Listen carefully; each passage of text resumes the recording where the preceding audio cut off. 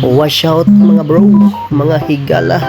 Welcome back sa aking vlog for today. And for today's vlog, yan mag-unboxing po tayo ng electric fan or wall fan siya. Galing po sa Shopee. Naka-fragile po yung box niya kasi nga delikado po pag mabasag-basag yung mga nasa loob nito. Ayan, ginagupit ko pa yung box niya. Yan yung karton. Ito na po yung wall fan. 16 inches po siya. At bagay na bagay po to sa probinsya pag walang aircon, lalo na pag tag-init ay maganda po to sa wall fan nyo. At siguradong maibsan yung nyo, init dahil sa wall fan na ito.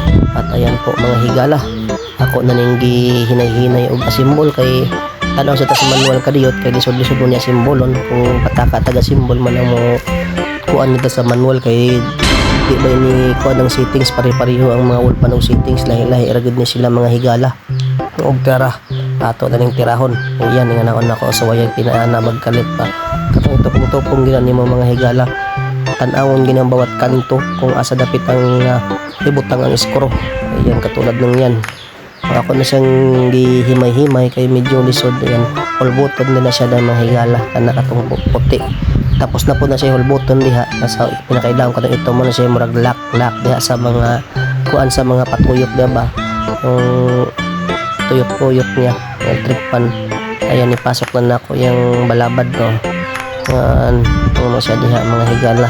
Ipasok na buto katong puti, matoy nagsilbing lock ng wall fan. Og taod-taod po yung mga higala kay ako na po ning i-cover ang yung frame, kanang yung frame din sa likod niya. Lisod lang yung frame mga higala kay pag yung lock din pareha sa kanang imurang ipit at kini siya na sa imurang circle nga lock nga imo pong ikuan gud na yung parang zipper style ba ay yung kuan. So mga higala, tan-awa lang ninyo unsaon ang pagtira ko pa nang gisuwayan din mga higala. Kuha na ko kanang kuryente yan extension para paandar umi-andar gud siya nindot pa yung kuan wall pa to niya kung i-adjust og 2 og 3 mga higala. Kung unsa gud ka kusog ang wall fan, gamit na gamit gud ni sa tag-init diri sa probinsya mga higala. Kung wala mo yung mga aircon, pwede na ni sa inyong kwarto idikit lang sa iyong bongbong mga higala. Og di ni yung kuan mga higala, mura lang gud ni siya, buy one take one po ni siya sa Shopee nya nan mga higala. Dili ko naglisod pre mga higala kaning pagbutang sa iyang usa ka frame ba saon ni pagsuksok ani niya kay lisod jud ko dali kay danglog man siya nya paluwagan mga higala nya igpaluwagan na kay ato pa nang iskruhan dagamay para mas muluag na siya mga higala. Ug sa unahan po ana ato nang idikit-dikit ng mga kuan diha. Yan yung mga gilid-gilid kay para ato pag isapal ang usa ka frame. Pagtagbo man lang silang forma mga higala para mahugot niya ato po na siyang iskruhag balik para pahugtan ng kuan kubot sa ihang frame. O niya kay naglisod man yun kog kuan kubot mga higala, tawag di ko sa akong assistant na akong asawang gwapa kayo nakabang sa yan mga higala.